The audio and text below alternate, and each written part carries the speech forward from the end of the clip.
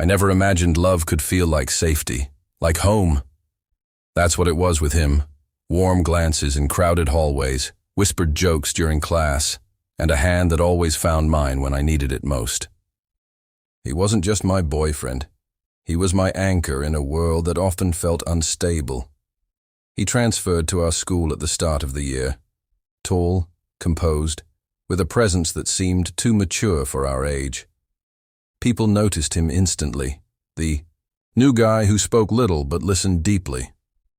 But somehow, out of everyone, he chose me. Our connection felt effortless, magnetic, like we'd known each other in another life. He wasn't loud about his affection. It was the little things, memorizing my class schedule, waiting by my locker, defending me when I got teased for zoning out in math. He made me feel like I mattered, like I wasn't invisible anymore. We spent hours after school walking through the woods behind the football field, sharing dreams, secrets, even fears. He told me he'd moved around a lot, never really stayed in one place. I told him how I sometimes felt like I was fading, lost among people who only saw what they wanted to.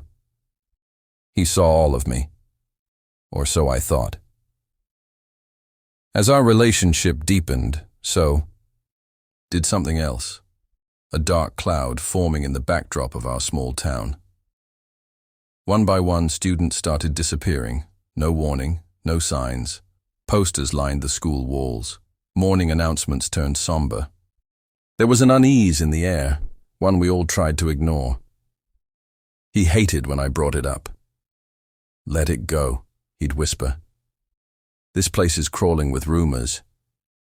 He'd change the subject quickly, distract me with a kiss or a story about us running away someday, far from this town and its shadows. I believed him. I wanted to believe him. Still, I couldn't shake the feeling. There was one day, a Thursday I remember, when we passed a new missing poster taped to the science wing doors. A sophomore named Jordan, last seen walking. Home after chess club. I paused, heart sinking. But he didn't even look.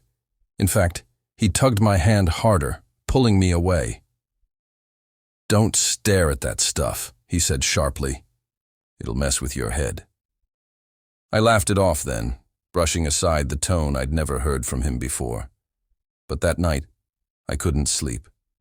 His face when he saw the poster, the tightness in his grip, the way his eyes darted to the hallway cameras and not the picture of Jordan's face. I told myself I was overthinking, that love comes with quirks and secrets.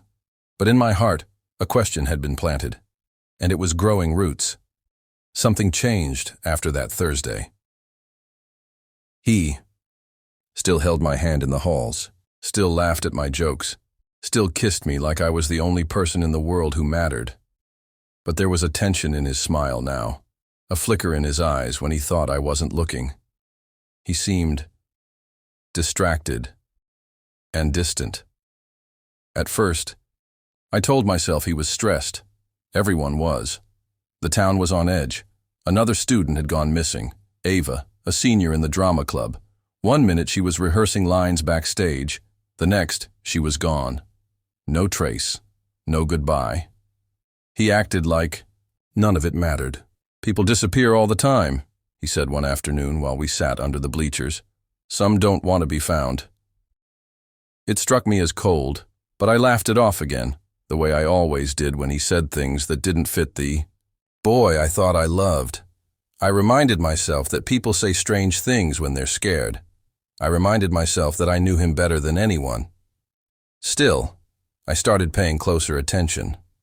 He'd stopped texting me at night, saying his phone battery kept dying. He no longer waited by my locker before first period, claiming he was helping a teacher or running late. He began avoiding the woods too, the place that used to be ours. I asked if he was okay, if something was bothering him. He kissed my forehead and said, "You ask too many questions." That night I couldn't help myself. Curiosity clawed at me like a feral thing. I waited until he went to the restroom during study group and peeked inside his backpack. It was stupid, invasive, wrong, but I did it anyway.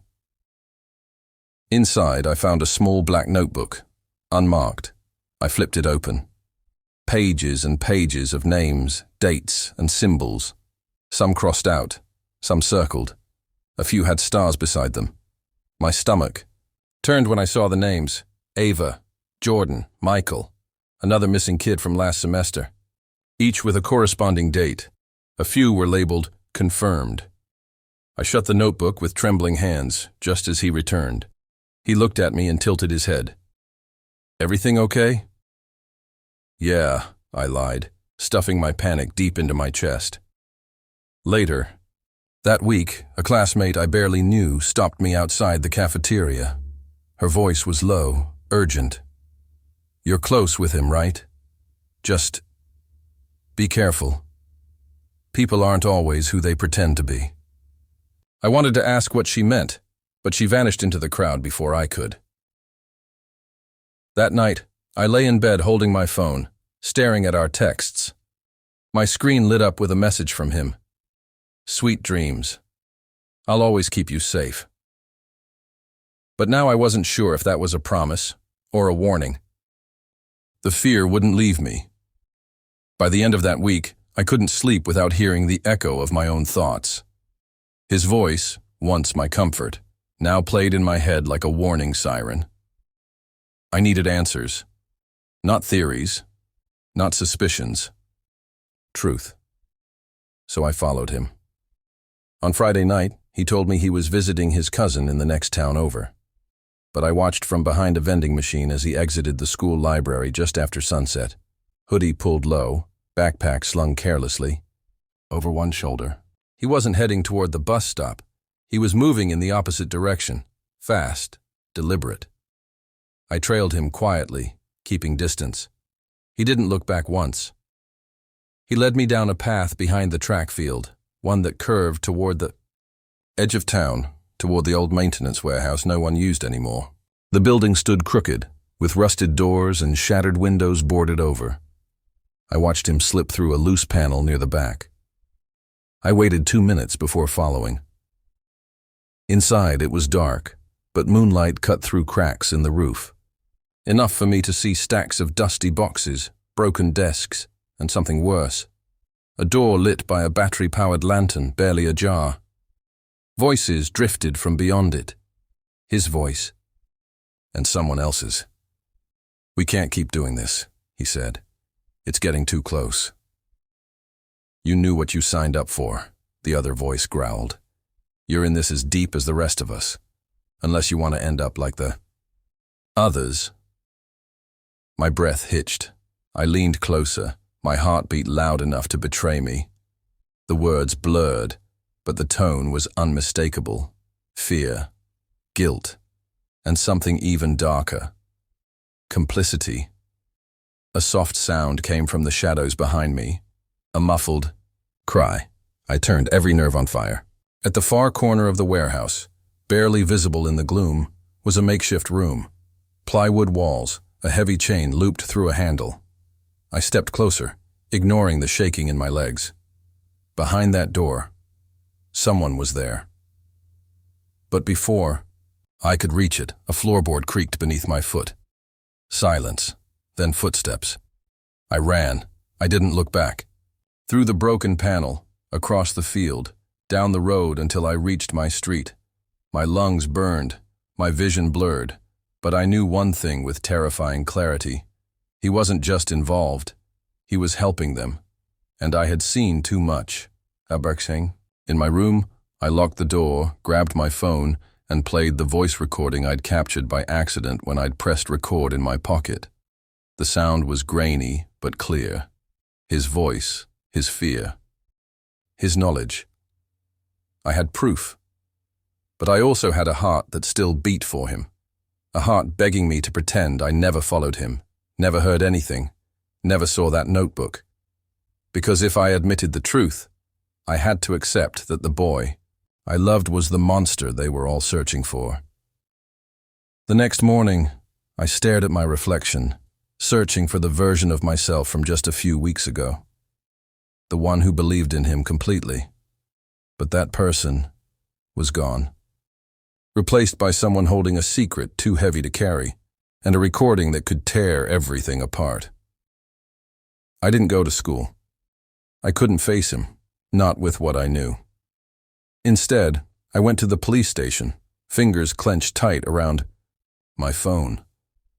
But the moment I walked in, my resolve wavered. What if they didn't believe me? What if he found out before they acted? I stood there for what felt like hours, replaying his voice in my head. I'll always keep you safe. Eventually, I turned and walked out. That afternoon, he came to my house. He smiled the way he always did, calm, gentle, familiar. My parents weren't home. He asked if we could talk. I let him in, heart pounding, knees weak. He sat on the edge of my bed, eyes scanning mine. "You've been distant," he said. "Did I do something wrong?" I wanted to scream, to throw the notebook in his face, to demand answers, but instead I asked, "Where were you last night?" He didn't blink. At my cousin's, like I said. Lie. I pressed further. "Have you ever heard anyone?" He smiled, but it didn't reach his eyes. What kind of question is that? "You've been acting strange, ever since Ava disappeared." There was a pause, the kind that stretches until it wraps around your chest like rope. Then he said, "I thought we trusted each other." I didn't answer. Couldn't. He stood slowly, like a predator testing the air. "You went somewhere last night, didn't you?" I froze. His voice dropped to a whisper. "You followed me." My body went cold. I didn't know how he knew. Maybe he saw my shadow. Maybe he was always one step ahead. He moved closer, brushing a strand of hair from my face. "I never wanted you to get involved. I protected you. But now I don't know if I can." I stepped back, phone hidden in my pocket, already recording. "You lied to me," I said, voice trembling. "You hurt them." He didn't deny it. He just sighed, heavy, almost sad. "You were the only good thing I had." Then he turned and walked out, leaving the door wide open. I reported everything that night, gave them the recording, the notebook, the names. The next morning, he was gone. Vanished, like the others. Weeks passed, then months. Some of the missing kids were found, alive, disoriented, locked away in places only he would have known. He was never caught. No trace, no goodbye. But sometimes, late at night, I get a message from a number with no ID. Just a single sentence. Still watching, still protecting. And I wonder if I ever really escaped him.